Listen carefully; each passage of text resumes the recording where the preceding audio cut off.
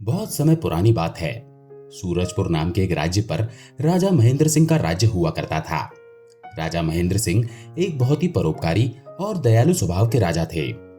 जो कोई भी राजा के दरबार में याचना लेकर आता, वो मुंह मांगी वस्तु पाता। उनके बारे में ये बात मशहूर थी कि उनके दरवाजे पर आने वाला कोई भी याचक खाली हाथ वापस नहीं जाता था। एक दिन राजा के दरबार में एक आदमी आया। उसने राजा को प्रणाम किया और कहने लगा, राजन, मैंने सुना है कि आपके सामने जो भी याचक आता है वो कभी खाली हाथ वापस नहीं लौटता। अगर ऐसा है तो क्या 3 दिन के लिए आप मुझे अपनी राजगद्दी सौंप सकते हैं? आप महल में जाकर आराम कीजिए और मैं राजगद्दी पर बैठकर आपका राजपाट चलाऊंगा। राजा उसी वक्त राजगद्दी से नीचे उतर आए और फिर अपने दरबार में मौजूद सभी मंत्रियों और दरबारियों को आदेश दिया कि आज से 3 दिन तक सभी लोग इस आदमी के आदेश का पालन करेंगे। ये कहते हुए राजा ने उस आदमी को अपनी जगह पर बिठा दिया और खुद अपने महल में चला गया। वो आदमी 3 दिन तक बड़ी ठाठ से राजगद्दी पर बैठा रहा और पूरे राज्य का शासन चलाता रहा। चौथे दिन जब राजा उसके पास आया और कहने लगा, भाई, अब तुम 3 दिन तक इस गद्दी पर बैठ चुके हो, अब राजगद्दी से उतर जाओ और अपना रास्ता लो। ये सुनकर वो आदमी कहने लगा, राजन, पहले तो मैं सिर्फ इस इरादे से आया था कि आपकी दानवीरता की परीक्षा लूं। सच में मैंने जैसा आपके बारे में सुना था उससे कहीं बढ़कर आपके बारे में पाया है। लेकिन अब 3 दिन तक इस राजगद्दी पर बैठने के बाद मेरा इरादा बदल गया है।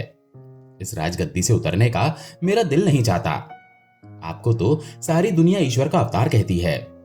मैं आपसे प्रार्थना करता हूं कि ये राजगद्दी और राजपाट परमात्मा के नाम पर मुझे दान में दे दीजिए। राजा ने जब उसकी बात सुनी तो मुस्कुराते हुए कहने लगे, लो भाई, ये राजगद्दी और ये राजपाट आज से तुम्हारा हो गया। अब तुम इसे संभालो, मैं चलता हूं। ये कहकर राजा अपने महल में वापस आ गए। उन्होंने रानी को सारी बात बताई। रानी भी महाराज की तरह बहुत ही दयालु थी। उनकी जुबान पर शिकायत का एक शब्द भी नहीं आया। राजा और रानी अपने दोनों बेटों को लेकर महल से बाहर निकल पड़े। जाने से पहले उन्होंने अपने राजसी वस्त्र त्याग दिए और साधारण वस्त्र पहन लिए। राजा को ईश्वर पर बड़ा ही विश्वास था। वो मन ही मन सोचने लगे, लगता है परमात्मा ने मेरे लिए कुछ और ही सोच रखा है। राजा अपनी पत्नी और दोनों बेटों को लेकर सफर पर रवाना हो गए। राजा सोचने लगे, कल तक मेरी सवारी के लिए सैकड़ों हाथी और घोड़े मौजूद थे, पर आज पैदल चलना पड़ रहा है। कल तक हजारों नौकर चाकर मेरे सामने खड़े रहते थे और आज कोई हालचाल पूछने वाला भी नहीं है। लेकिन राजा ने इसे भी परमात्मा की इच्छा मानकर संतोष कर लिया। पैदल सफर करते करते वो कभी 2 कोस चलते तो कभी 4 कोस। कभी कुछ खाने को मिल जाता तो कभी भूखे ही रहना पड़ता। मगर इस पर भी उन्होंने परमात्मा पर पूरा भरोसा रखा और हमेशा परमात्मा का धन्यवाद करते रहे। कुछ दिनों तक इसी तरह पैदल सफर करने के बाद वे एक नगर में पहुंचे और एक सराय में जाकर ठहर गए। उस नगर के बाहर एक सौदागर का काफिला आकर रुका था। सौदागर अपने घोड़े पर सवार होकर नगर की सैर करता हुआ उस सराय की तरफ आ निकला जिसमें राजा और उसका परिवार ठहरा हुआ था। सौदागर की नजर जब रानी पर पड़ी तो उसे देखते ही उसने समझ लिया कि यह औरत किसी ऊंचे खानदान की है। वो मनी मन रानी पर मोहित हो चुका था और उसने इरादा किया कि क्यों ना इस औरत से शादी कर ले। मन में कुछ सोचकर वो राजा के पास गया। उसका हालचाल पूछने के बाद सौदागर रोनी सूरत बनाकर कहने लगा, हुजूर, मैं एक व्यापारी हूं। मेरा काफिला नगर के बाहर ठहरा हुआ है। मेरी पत्नी को बच्चा होने वाला है और इस समय कोई ऐसा नहीं है जो उसकी देखभाल कर सके। मुझे आप एक बहुत ही नेक दिल और दयालु इंसान मालूम पड़ते हैं। क्या आप अपनी पत्नी को एक दिन के लिए मेरे साथ भेज सकते हैं? शायद उनकी वजह से मेरी पत्नी की तकलीफ कुछ कम हो सके, वरना मुझे तो लगता है कि वो जिंदा नहीं रह पाएगी। राजा और रानी सौदागर की बातें सुनकर कुछ घबरा गए। आखिर नेक दिल राजा ने रानी से कहा, रानी, अगर इस गरीबी की हालत में भी हम किसी के काम आ सकें तो ये हमारे लिए खुशकिस्मती की बात है। तुम देर ना करो और भगवान जाने इसकी पत्नी किस हालत में होगी। रानी ने अपनी जुबान से इनकार का एक शब्द तक नहीं कहा और उसी वक्त सौदागर के साथ चल पड़ी। सराय से बाहर आकर सौदागर कहने लगा, मेरा काफिला शहर से काफी दूर है और मुझे यहां पर आए हुए काफी देर हो चुकी है। आप ऐसा कीजिए, मेरे साथ मेरे घोड़े पर बैठ जाइए ताकि हम जितनी जल्दी हो सके काफिले तक पहुंच जाएं। रानी बेचारी उस सौदागर की चालबाजी को नहीं समझ सकी और उसके साथ घोड़े पर सवार हो गई। सौदागर घोड़े पर सवार होकर रानी को लेकर अपने काफिले पर पहुंचा। उसने अपने काफिले को कूच करने का आदेश दिया।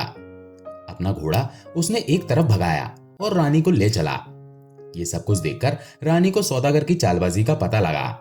रानी ने बहुत शोर मचाया, बहुत चीखी चिल्लाई, मगर सौदागर को उस पर बिल्कुल भी दया नहीं आई। वो उसे घोड़े पर बिठाकर कहीं का कहीं जा पहुंचा। दूसरी तरफ सराय में इंतजार करता हुआ राजा सोचने लगा कि उसकी पत्नी अब तक क्यों नहीं आई। उसने सोचा क्यों ना खुद चलकर देखा जाए कि आखिर माजरा क्या है। वो अपने दोनों लड़कों को अपने साथ लेकर सराय से निकला और शहर से बाहर आ पहुंचा। उसने सौदागर के काफिले को ढूंढने की बहुत कोशिश की, लेकिन काफिले का कहीं पता नहीं चला। तभी उसे उत्तर दिशा में धूल उड़ती हुई दिखाई दी। राजा ने अनुमान लगाया कि जरूर वो काफिला उसकी रानी को लेकर उसी तरफ गया है। राजा भी अपने दोनों लड़कों को लेकर उस दिशा की तरफ चल दिया जिस तरफ काफिला गया था। थोड़ी दूर चलने के बाद राजा रास्ता भटक गया और कहीं दूसरी जगह जा निकला, जहां उसके सामने एक नदी बह रही थी। राजा ने इधर उधर देखा कि शायद नदी पार करने के लिए कोई नाव मौजूद हो, लेकिन वहां पर कोई नाव नहीं थी। उसने कुछ देर तक सोचा और फिर बड़े लड़के को नदी के किनारे पर बिठाया, छोटे लड़के को अपने कंधे पर बिठाया और नदी में उतर गया। राजा का इरादा था कि पहले छोटे बेटे को नदी के पार लगाए और फिर वापस आकर बड़े बेटे को ले जाएगा, लेकिन इंसान सोचता कुछ है और होता कुछ और है। वो छोटे लड़के को कंधे पर उठाकर बड़ी ही मुश्किल से नदी के बीचों बीच पहुंचा। तभी उसे बड़े लड़के की चीख सुनाई दी। उसने मुड़कर देखा तो एक भेड़िए ने उसके बेटे को दबोच रखा था। राजा अपने बेटे की चीख सुनकर घबरा गया। घबराहट की वजह से राजा के कंधे से उसका बेटा नदी में जा गिरा और बह गया। अब तो राजा खुद भी बहुत परेशान हो गया और नदी में गोते खाने लगा, मगर राजा की जिंदगी अभी बाकी थी। वो जैसे तैसे नदी के किनारे तक जा पहुंचा। राजा ये समझ रहा था कि उसके बड़े बेटे को भेड़िया ले गया और छोटा बेटा नदी में डूब गया। पहले तो राजपाट हाथ से गया और फिर रानी भी मुझसे छिन गई। अब दोनों लड़के भी मुझसे बिछड़ गए। राजा मनी मन बहुत ही दुखी था। इसी हालत में वो चलते चलते गिरते पड़ते दोपहर के समय एक नगर के पास जा पहुंचा। वहां उसने देखा कि शहर के बीचों बीच एक खुले मैदान में लोगों की भीड़ जमा थी। भीड़ को देखकर राजा हैरानी में पड़ गया और सच्चाई मालूम करने के लिए उस तरफ बढ़ने लगा। उस नगर का यह रिवाज था कि वहां के राजा की जब मौत हो जाती थी तो सभी दरबारी और मंत्री शहर के लोगों के साथ एक मैदान में इकट्ठा हो जाते थे। फिर एक बाज को उड़ाया जाता था। ये बाज जिसके भी सिर पर बैठ जाता था उसी को राजा मान लिया जाता था और राजगद्दी सौंप दी जाती थी। लोगों की भीड़ इसी कारण से वहां पर जमा थी। बाज छोड़ा जा चुका था, मगर अभी तक वो किसी के सिर पर नहीं बैठा था। किस्मत शायद इसी राजा का इंतजार कर रही थी। जैसे ही राजा फतेहाल वहां पर पहुंचा, बाज जाकर उसके सिर पर बैठ गया। बाज का उसके सिर पर बैठना था कि फौरन सभी दरबारी और मंत्री हाथ जोड़कर उसके सामने आ खड़े हुए और उसे अपना राजा मान लिया। वे सभी उससे प्रार्थना करने लगे, चलिए महाराज, अब आप ही इस देश के राजा हैं, चलकर अपनी गद्दी संभालिए। लेकिन राजा ने कहा, अरे भाई, मैं तो खुद राजपाट छोड़कर आया हूं। अपना राजपाट छोड़कर ही मैंने फकीरी हासिल की है। अब मुझे किसी भी तरह के राजपाट की कोई इच्छा नहीं है। राजा के ऐसा कहते ही सभी दरबारी समझ गए कि हमें इससे अच्छा राजा नहीं मिल सकता। वे सभी जिद करने लगे, आप ही हमारे राजा हैं। राजा के लाख मना करने पर भी लोगों ने उसे अपना राजा बनाकर ही दम लिया। उसे राजा के कपड़े पहनाए गए, सर पर मुकुट रखा गया और महल में ले जाकर उसे राजगद्दी पर बिठाया गया। इसके बाद कई दिनों तक उस नगर में नए राजा के चुने जाने की खुशी में उत्सव मनाया गया। राजा ने भी मन ही मन उस राज्य को ईश्वर का पुरस्कार समझा और उस राज्य का राजपाट चलाने लगा। मगर अंदर ही अंदर राजा दुखी रहता था। जब भी उसे अपनी पत्नी और अपने बेटों की याद आती तो उसकी आंखें नम हो जाती। अब जरा उन बेटों का भी हाल सुनिए। राजा के जिस लड़के को भेड़िया उठाकर ले गया था तो रास्ते में ही एक शिकारी की नजर उस पर पड़ी। उसने अपना तीर कमान पर चढ़ाया और निशाना सीधा भेड़िए पर लगाया। भेड़िया वहीं पर ढेर हो गया और लड़के की जान बच गई। और जो लड़का नदी में डूब गया था, एक मछुआरे ने उसे बचा लिया। ये दोनों ही आदमी बे औलाद थे और उन्होंने इन दोनों लड़कों को अपनी औलाद समझकर इनका पालन पोषण किया। ये दोनों ही आदमी उसी नगर के रहने वाले थे जहां उन दोनों लड़कों का पिता अब राजा बन चुका था। दोनों ही लड़के अपने अपने घर में बड़े हुए और वहां के राजा की सेना में भर्ती हो गए। भाग्य का खेल ऐसा हुआ कि उन दोनों को राजा का अंगरक्षक बना दिया गया। समय बीतने की वजह से दोनों लड़कों की शक्ल सूरत अब बिल्कुल बदल चुकी थी। ना तो राजा ही उन्हें पहचान सका कि ये उसी के बेटे हैं और ना ही उन लड़कों की समझ में आया कि राजगद्दी पर जो इंसान बैठा है यही उनका पिता है। बल्कि उन दोनों को तो ये भी एहसास नहीं हुआ कि वे दोनों सगे भाई हैं। ये भी कुदरत का ही खेल था कि वे इकट्ठे होकर भी अलग अलग ही थे। अब वो दोनों लड़के अंगरक्षक के रूप में हमेशा राजा के साथ ही रहते थे। राजा जब उनसे बातें करता तो उसे बड़ा ही अच्छा महसूस होता। उन दोनों लड़कों से बातें करके राजा के मन को बहुत ही सुकून मिलता। अब समय का ऐसा चक्र चला कि वो धोखेबाज सौदागर जो रानी को उठाकर ले गया था उसी नगर में आ गया।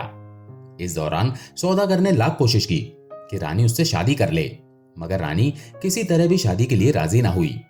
सौदागर उसे एक अलग खेमे में रखता था और उसकी बड़ी निगरानी की जाती थी। उस सौदागर का यहाँ के पहले राजा के दरबार में अक्सर आना जाना रहता था। सारे दरबारी और मंत्री उस सौदागर को अच्छी तरह से पहचानते थे। जब सौदागर को पता लगा कि पुराने राजा की मौत हो चुकी है तो सौदागर को बहुत ही दुख हुआ। लेकिन मंत्रियों ने उसे बताया कि नया राजा पहले से भी ज्यादा नेक दिल और न्यायप्रिय है। तो ये सुनकर सौदागर ने मंत्री के हाथ राजा के लिए कुछ उपहार भिजवा दिए और फिर खुद भी राजा से मिलने के लिए पहुंच गया। किस्मत की बात है कि राजा ने नहीं पहचाना कि यह वही धोखेबाज आदमी है जो उसकी रानी को ले गया था। सौदागर भी ये ना समझ सका कि ये राजा वही आदमी है जिसे उसने धोखा दिया था। राजा ने सौदागर की बहुत ही मेहमान नवाजी की। सौदागर कई देशों की यात्रा कर चुका था।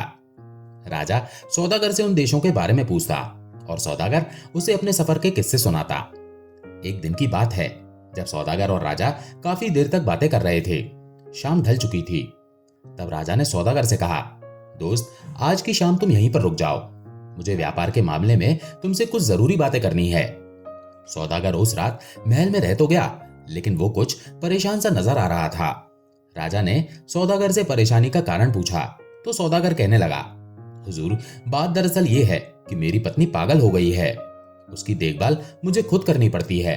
मुझे हर समय ये डर लगा रहता है कि कहीं पागलपन की वजह से वो कहीं भाग ना निकले और किसी मुसीबत में ना फंस जाए। इस पर राजा ने कहा, तुम आज महल में ही रहो और अपनी पत्नी की चिंता मत करो। उसकी देखभाल का बंदोबस्त हम कर देंगे। राजा ने यह कहकर अपने दोनों अंगरक्षकों यानी उन दोनों लड़कों को सौदागर के काफिले में जाकर उस खेमे का पहरा देने का आदेश दिया जिसमें सौदागर की पत्नी यानी रानी को रखा गया था। दोनों लड़कों ने आदेश पाकर उसी वक्त जाकर खेमे के बाहर पहरा देना शुरू कर दिया।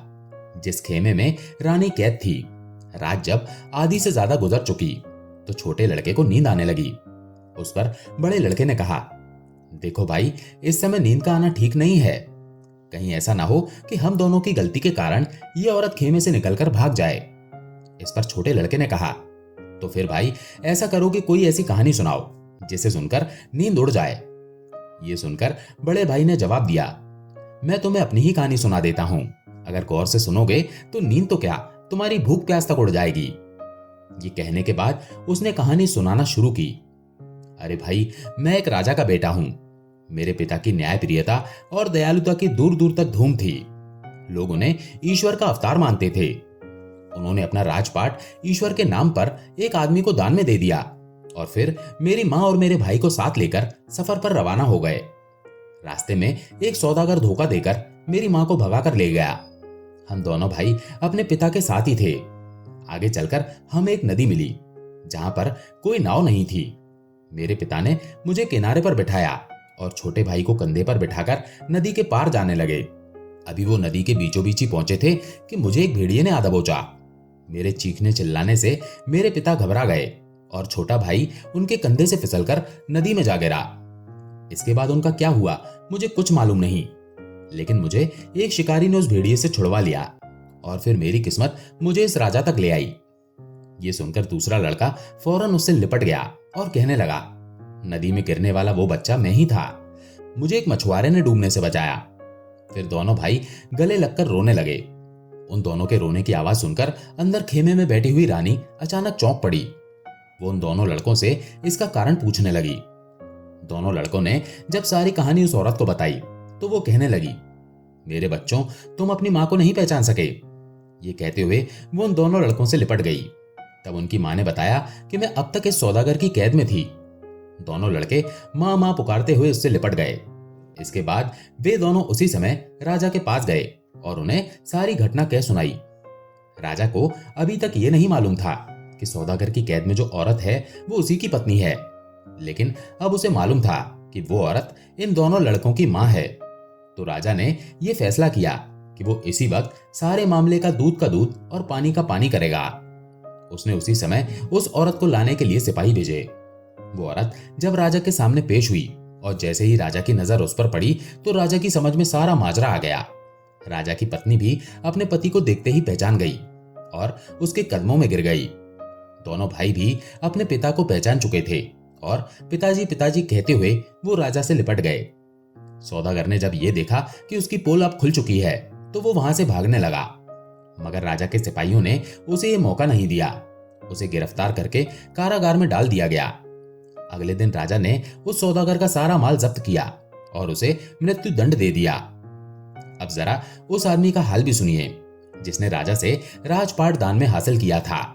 राजपाट मिलने के बाद वो बहुत ही मनचला और निर्दय हो गया था। अपना खजाना भरने के लिए उसने प्रजा पर कई तरह के कर लगा दिए। बेचारी गरीब प्रजा उसके जुल्म से परेशान हो गई। यहां तक कि मंत्री और दरबारी भी इस राजा से परेशान आ चुके थे।